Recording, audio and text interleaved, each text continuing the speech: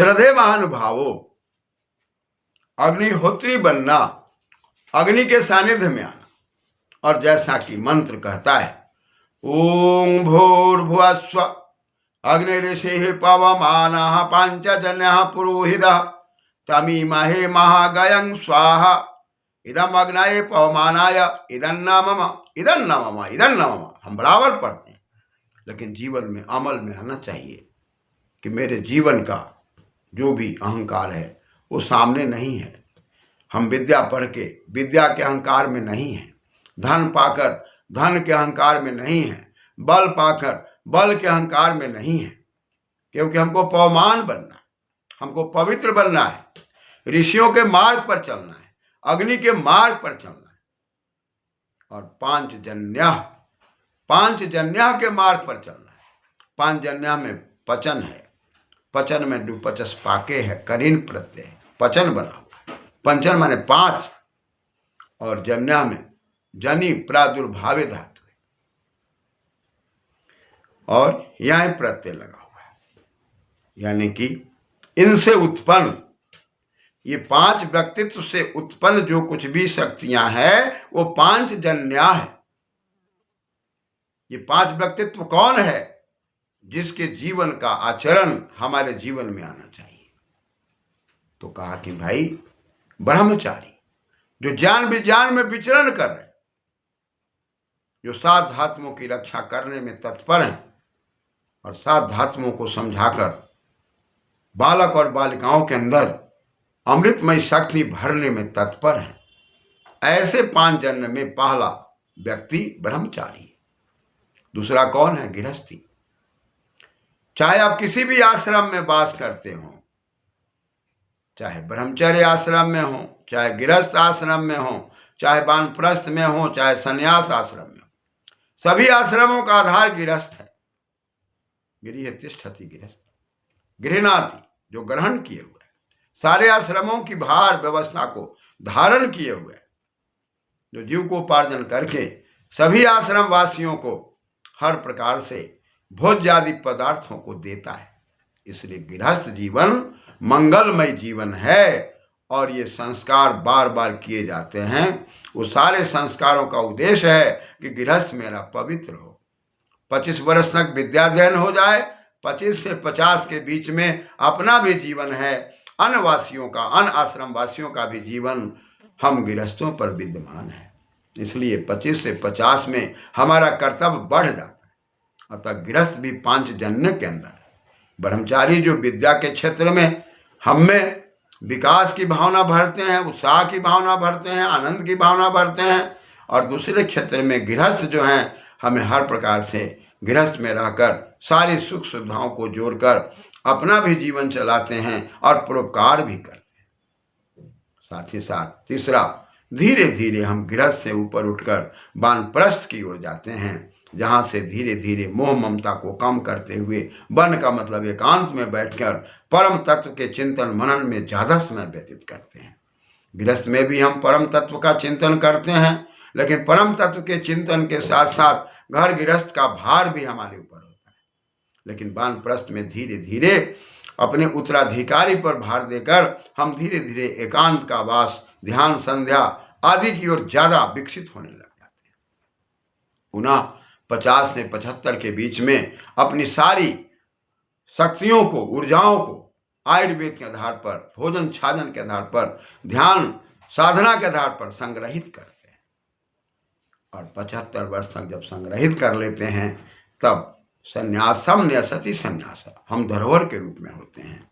समाज के अंदर जहाँ कहीं भी हम जाते हैं हमें लोग एक मर्यादा की दृष्टि से देखते हैं और हमारे अनुभव को लेना चाहते हैं।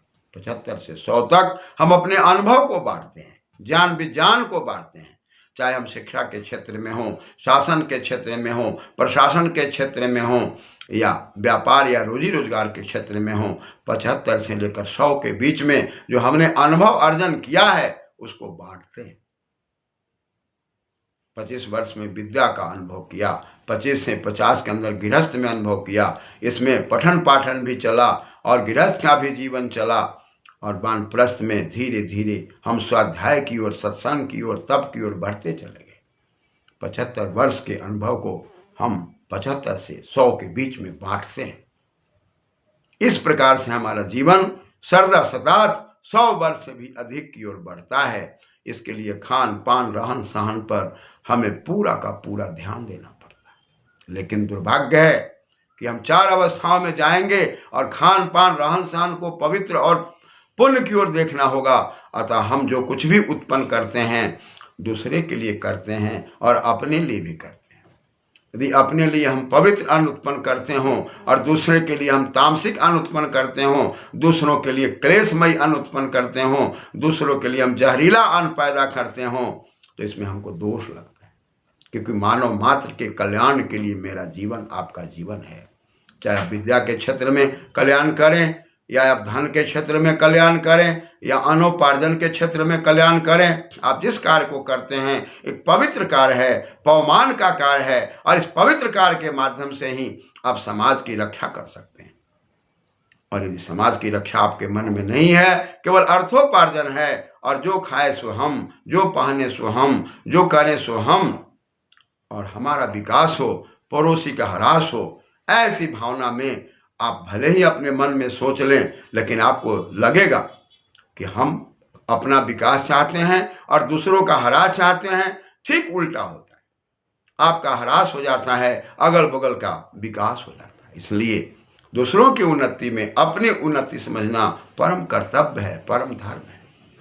दूसरे का फलना फूलना मेरे लिए आनंद का विषय है। इसलिए सबकी उन्नति तो हमारी उन्नति, सबका विकास तो मेरा विकास। यह भाव यदि समाज में खत्म हो रहा है तो वह समाज मर रहा है। ऐसे मरते हुए समाज का कल्याण नहीं होने वाला।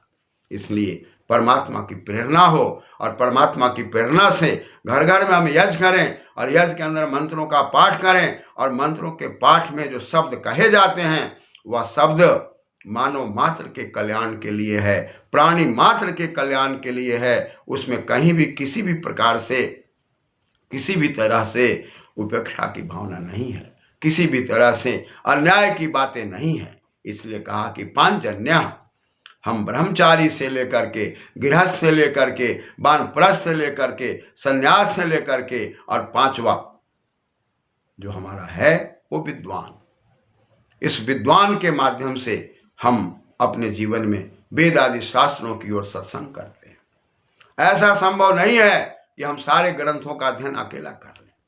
जो विद्वान लोग जिस क्षेत्र में आगे बढ़े हुए हैं, ज्ञान विज्ञान के क्षेत्र में, रसायन के क्षेत्र में, भौतिक के क्षेत्र में, वेद आदि शास्त्रों के क्षेत्र में जो विद्वान आगे संवर्धित हैं, उनके हम अनुभव को लेते हैं और उनके अनुभव को लेकर अपने बाल गोपाल को भी अनुभव देने का प्रयास करते हैं। और बाल गोपाल को अनुभव दे करके हम अपने भी जीते हैं और दूसरे को भी जीने देते हैं। इस प्रकार से ये 5 व्यक्तित्व 5 जन्या का बात है। और इस 5 जन्या के साथ साथ पुरोहिता का मतलब है पुरो एनम दधति, वही पुरोहिता। पूरस शब्द है, पुरस माने आगे, एनम माने इसको, दधति माने हम धारण करते हैं। पुरस से हृदय धारण, पालन पोषण और धातु से हम दधातेर ही से ही आदेश करके अक्ता प्रत्यय करके पुरोहित शब्द बनाते हैं। यानी कि हमारे समाज का, परिवार का वह मान्य व्यक्ति, चाहे वो गुरुकुलीय जीवन का मान्य व्यक्ति हो, कर्मकांड का मान्य व्यक्ति हो, हम ऐसे व्यक्ति को आगे रख करके अपने घर परिवार में कर्मकांड की प्रेरणा लेते हैं, संस्कारों की प्रेरणा लेते हैं। दुर्भाग्य यह है आज समाज के अंदर सब कुछ बनाने की पद्धतियां विकसित हो रही है, लेकिन पुरोहित बनने और बनाने की पद्धतियां ह्रास की ओर जा रही है। वेद मंत्रों के उच्चारण में, शब्दों की व्याख्या में, शब्दों की व्युत्पत्ति में, मंत्रों के अर्थ चिंतन मनन में करने वाले पुरोहित नहीं बन पा रहे हैं। इसलिए ये कारखाना बंद की ओर है, ये कारखाना अवरुद्ध हो रहा है। परिणाम दूसरे का बेटा पुरोहित बन जाए, दूसरे का बेटा संत बन जाए, लेकिन मेरा बेटा ना बने। ये मोह की जो भावना पैदा हुई है, जिससे समाज को बहुत बड़ी हानि और नुकसान पहुंचाने की क्षमताएं पैदा हो रही है। इसलिए पुरोहितम, हम घर घर में पुरोहित बनाएंगे। कम से कम 10 आदमी, 20 आदमी, 50 आदमी हमारे परिवार में है तो 1-2 आदमी को हमको पुरोहित बनाना पड़ेगा। वेद आदि शास्त्रों का चिंतन करना होगा। यदि हम ऐसा नहीं करते, कर्म कांड की ओर हम आगे नहीं बढ़ते, तो हमारे विचार में अवरोध पैदा होगा, हम पवमान पैदा नहीं कर पाएंगे। मनुष्य मात्र में पुरोहित बनाना होगा, और किसी भी एक व्यक्ति पर पुरोहित थोप देना कहीं ना कहीं समाज के लिए अन्याय है।